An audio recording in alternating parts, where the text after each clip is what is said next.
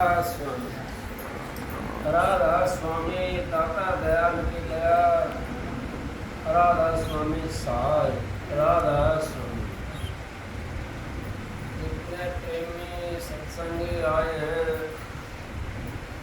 सबसे हाथ जोड़कर विनती है, जितनी देर सत्संग हो उतनी देर शांति से सुनते हैं। परम संत हजूर तारासिंह जी महाराज, उनका क्या वर्णन कर सकते हैं हम, वो तो छुपे हुए रुस्तम है। और उन्होंने जितनी वाणी रचे, जितने सत्संग किए, सारी पृथ्वी के ऊपर आप लोग घूम कर देख सकते हो। अब उनका जैसा सत्संग कहीं नहीं है, क्योंकि संत जो आते हैं इस धरा के ऊपर, वो तो जीवों को लेने के लिए आते हैं। और संत रहते तो यहीं पे हैं, जाते तो कहीं नहीं हैं, लेकिन वो अलोप रहते हैं। जब समय आता तो बाहर दे जाते हैं। इसी तरीके से जीव इस संसार में आया हुआ है। जब जब जीवों का प्रभाव होता है, ज़्यादा अत्याचार ज़्यादा बढ़ता है, तो संत महात्मा अपना वो अलौकिक रूप जो दिखा करके जीवों को और अपने घर ले जाते हैं लोग। क्योंकि इस काल महाराज का भी सहज काम नहीं है, उनके अंदर भी बहुत ज़्यादा ताकत है। उनके अंदर भी वो मालिक की ये ताकत है। उन्होंने ये देश को बचाना है, और संत महात्माओं ने इस देश को बचाना भी है और जीव को वहाँ पर ले जाना भी है। तो संत महात्माओं की दया से ही काम चलता है संसार का। काल महाराज तो वो तो एक ऐसा है, अब जैसे हम लोग कैद में हैं और कैद के अंदर एक कमांडर हो, वो तो ना तो बाहर निकलने देता और ना ही अंदर किसी को दूसरे को जाने देता। इसी तरीके से हम उस 84 की कैद के अंदर पड़े हुए हैं। कि 84 की कैद से कौन निकलता है हमारे को? संत सतगुरु आते हैं, वो इस 84 की कैद से निकाल लेते हैं। उस काल महाराज की कैद से जीव को निकाल करके और दयाल के देश में ले जाते हैं। यहाँ संसार के अंदर तो 5 तत्व से भरपूर है संसार। इस 5 तत्व से ही हमारा शरीर बना हुआ है। इन 5 तत्व सारी सृष्टि की रचना हुई है। आपने सुना है, अब किसी के अंदर 1 तत्व है, किसी के अंदर 2 तत्व है, किसी के अंदर 3 तत्व है, किसी के अंदर 4 तत्व है। ये किसी के अंदर 5 तत्व है। 5 तत्व किसके अंदर है? 5 तत्व तो इस इंसान के अंदर है, बाकी किसी के अंदर 5 तत्व नहीं है। इंसान के अंदर है 5 तत्व, मनुष्य चोले के अंदर 5 तत्व हैं, क्योंकि वो तत्वों से भरपूर है ये।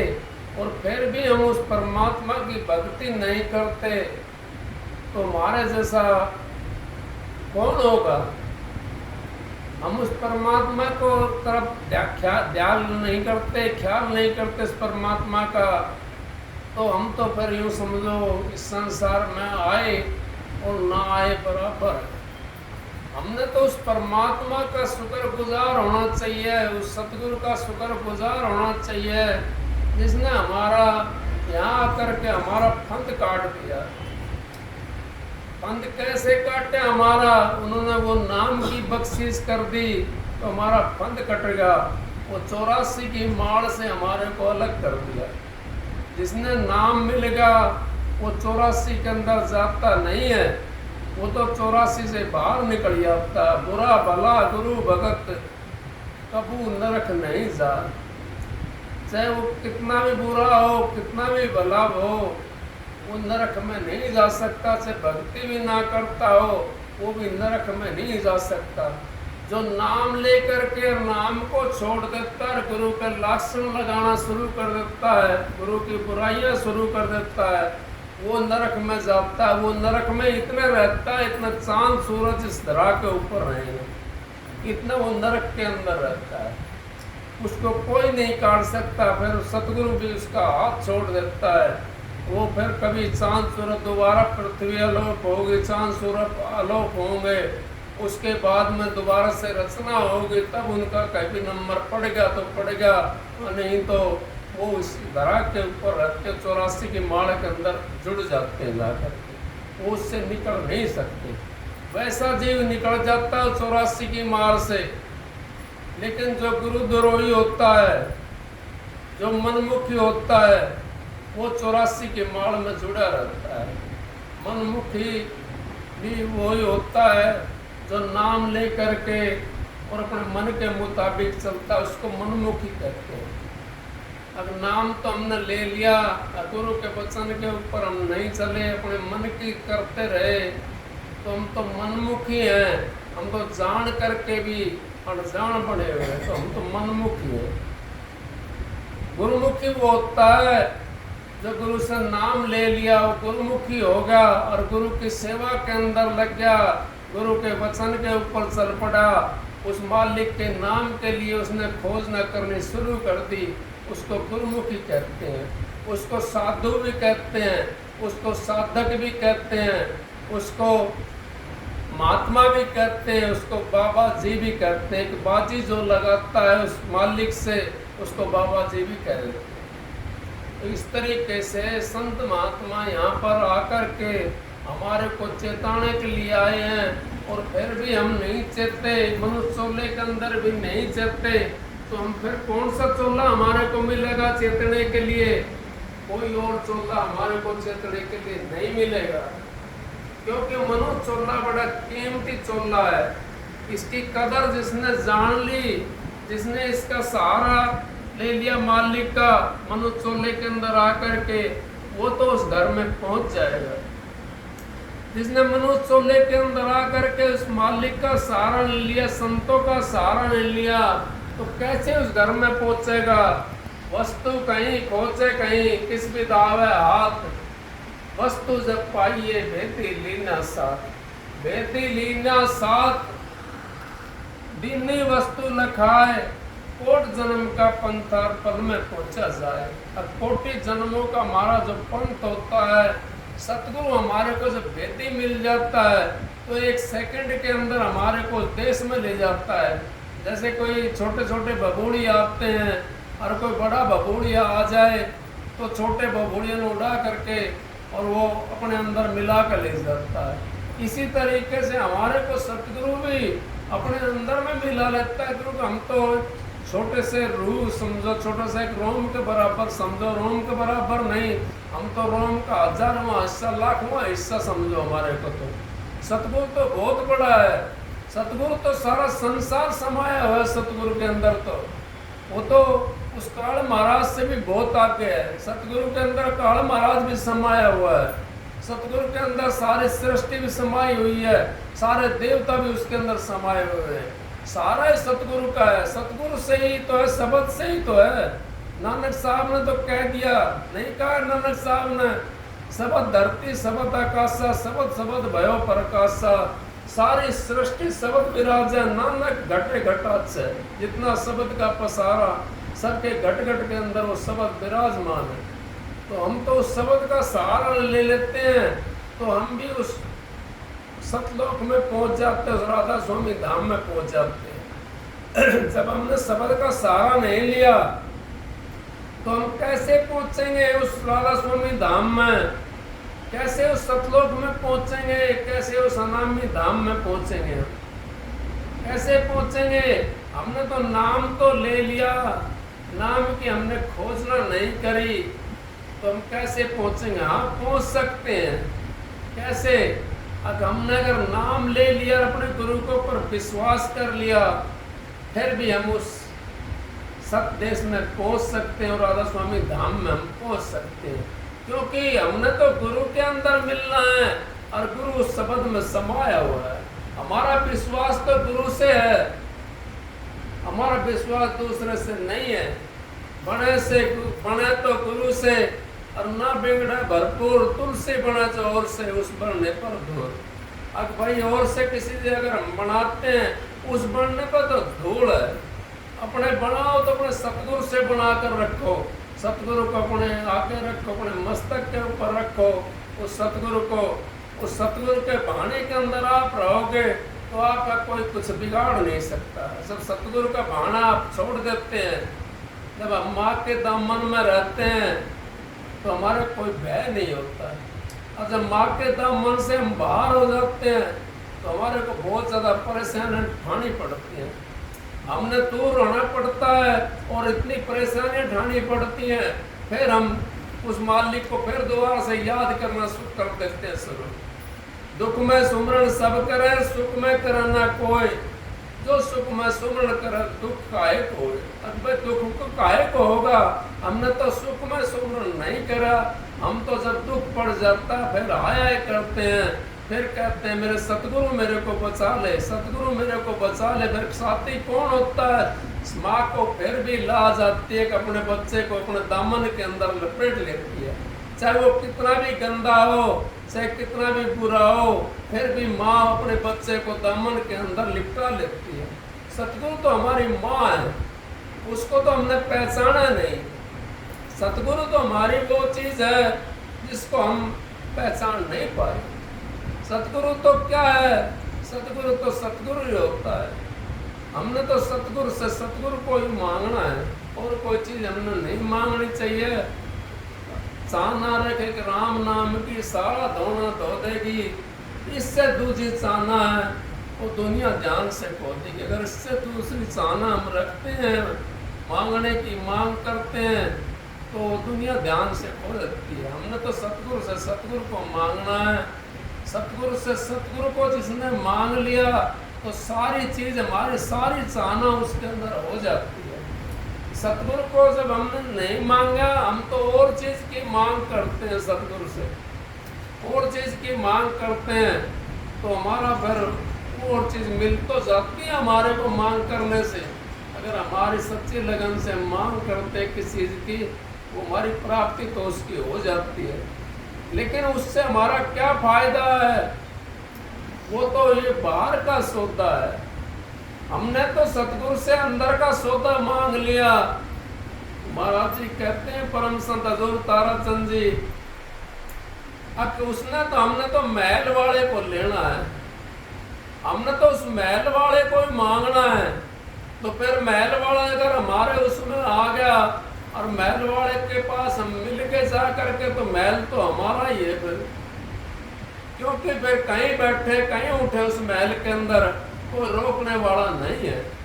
आजा सतगुरु नैनन में नैन झाँप लूं तोय, ना मैं देखूं और को और ना देखण दूं तोय। अगर मैं किसी और को भी ना देखूं सतगुरु और ना आपको किसी को देखने दूं, तो मेरे नैनों के अंदर बस जा, मेरे उस मस्तक के अंदर बस जा, मेरे उस ब्रह्मांड के अंदर बस जा। मैं तेरे को देखता रहूं और किसी को मैं देखूं नहीं। उस सतगुरु को मैं देखता रहूं जिसके लिए हमने चाहना है, जिस सतगुरु की हमने चाहना है। गुरु किया देख और सतगुरु चिन्ह नाय, भवसागर की नाव में फिर गोता खाए। अगर हम तो भवसागर की नाव में हम तो फिर गोता खाते हैं। हम तो सतगुरु को चिन्हते नहीं है, सतगुरु को मांगते नहीं है। सतगुरु से हम तो और चीज़ की मांग करते हैं। कोई तो यूँ कहता मेरे इतना धन हो जाना चाहिए, कोई यूँ कहता है मेरी इतनी दौलत होनी चाहिए, कोई यूँ कहता है मेरी इतनी लंबी चौड़ी कोठी मकान बंगला होना चाहिए, कोई यूँ कहता है मेरा इतना वो होना चाहिए। कोई कुछ मांगता है, कोई बेटे पोते मांग रहा है, कोई कुछ मांग रहा है, लेकिन उससे हमारी मांग पूरी तो होंगी भी, ऐसी बात नहीं है। क्योंकि गुरु के पास में भंडारा, गुरु पंसारी होता है, पंसारी के पास में सारी चीज़ होती है। तो इस करके हमने गुरु से हमने वो चीज मांगनी चाहिए जिससे हमारा काम है।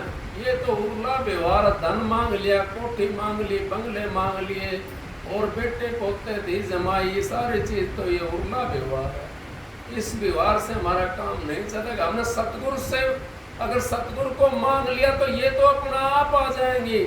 महाराज जी कहते हैं अगर जमींदार खेत में जा क्या मांगता है, जमींदार खेत में जाकर कहीं कहता है एक मालिक मेरा इतना नाज होना चाहिए, तो न्यार तो अपना आप मिल जाता है, उसमें लाठा गुठा सारी चीज उसके अंदर अपना आप आ जाती है। वो नाज मांगता, कोई जमींदार नहीं कहता अब मेरा न्यार इतना होना चाहिए, वो तो नाज की मांग करता है, तो न्यार तो अपना आप मिल जाता है उसके अंदर। तो हम तो उस नाज की मांग करें तो न्यार तो अपना आप आ जाएगा। सतगुरु की मांग करते हैं, सतगुरु अगर हमारा मिल गया हमने तो फिर कसर कौन सी चीज की रह जाएगी, फिर कोई किसी की कसर नहीं रह सकती। क्यों नहीं रह सकती? सतगुरु तो शहंशाह होते हैं, वो तो शहंशाहों के भी शहंशाह होते हैं, वो तो हर चीज को दे सकते हैं हमारे को। कोई चीज उनके लिए मुश्किल नहीं है, मुश्किल तो हमारे लिए है। हम उनसे मांग नहीं करते, हम तो छोटी छोटी मांग करते हैं, छोटा छोटा वो करते हैं। बड़ी मांग तो हमने कभी की नहीं, कभी कही सतगुरु मेरे को तो आपका दर्शन होना चाहिए भजन के अंदर, नहीं करते हम मांग। हम तो वो मांग करते हैं सतगुरु मेरे बेटा होना चाहिए, सतगुरु मेरा पोता होना चाहिए, मेरा ये होना चाहिए, मेरा ये होना चाहिए। लेकिन हम भजन की मांग नहीं करते। भजन की मांग करें तो सतगुरु हमारे को हमारे पास में है, वो कहीं दूर नहीं है, वो तो हमारे अंदर में बैठा हुआ है। लेकिन थोड़ी सी हल्की सी झिल्ली लगी हुई है, उस झिल्ली को हम साफ कर लें। कौन सी झिल्ली? भरम की झिल्ली लगी हुई है। वो भरम की झिल्ली से हम निकल करके और सतगुरु से मिलेंगे तो हमारा उद्धार हो जाएगा। तो सत्संग की आधी घड़ी और तब के बरस हजार, फिर भी नहीं बराबरी संतन क्यों विसार। राधा स्वामी गाओ और कोड़ा मिश्री खाओ और मनमाओ जहाँ जाओ। कोई रोक टोक नहीं है, जिसने राधा स्वामी का नाम ले लिया वो कहीं जाओ कहीं आओ, कोई रोक टोक नहीं है उसके लिए। उसको भय भी नहीं मानना चाहिए, क्योंकि भय तो वो मानते हैं जिन्होंने नाम नहीं ले रखा। हमारे साथ तो वो फलाना भूत लग गया, हमारे साथ तो ढेकड़ा भूत लग गया। किसी के साथ में नहीं लग सकता जिसके पास में राधा स्वामी नाम है, जिसके पास में वो मंत्र है राधा स्वामी नाम का, जिसके पास में वो नामी धाम का मंत्र है, उसका भूत क्या बिगाड़ेगा? भूत बात कुछ नहीं बिगाड़ सकता उसका। भूत तो हमारे मन का होता है, वो भूत हमारे को खा जाता है। जो मन का भूत हमारा होता है वो खाता है हमारे को। सतगुरु तो हमारे अंदर बैठा हुआ, उसकी तलाश करनी है और उसी की हमने मांग करनी है। आगे मालिक की मौज, जैसा समय आपका बीतता है वैसा अपना बिता लो।